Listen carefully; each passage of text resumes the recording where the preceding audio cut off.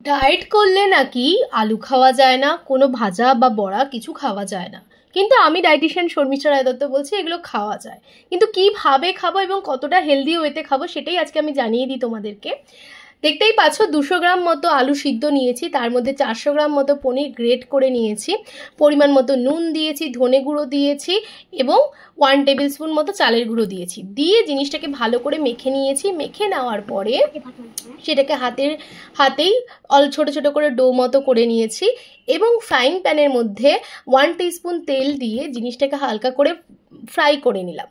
তারপরে ওই same frying প্যানের মধ্যে আরও 2.5 ml মানে হাফ টিস্পুন সাদা তেল দিয়ে তার মধ্যে গোটা জিরে দিলাম, কেটে রাখা পেঁয়াজ, ক্যাপসিকাম, টমেটো দিয়ে ভালো করে জিনিসটাকে নেড়ে নিলাম এবং অল্প পরিমাণ সল্ট অ্যাড করলাম।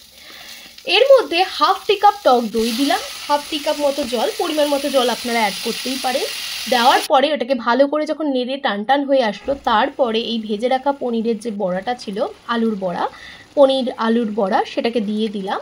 দিয়ে জিনিসটাকে ভালো করে মিক্সড করে নিয়ে টান করে নামিয়ে নিলাম। দেখতে পাচ্ছেন এই যে পরিমাণ তরকারি, এটা একটা ফ্যামিলিতে মোটামুটি 4 জন খেতেই পারে। তাতে তেল কত ইউজ হলো আপনি যদি গোনেন, তাতে মাত্র 7.5 ml সাদা তেল ইউজ হলো।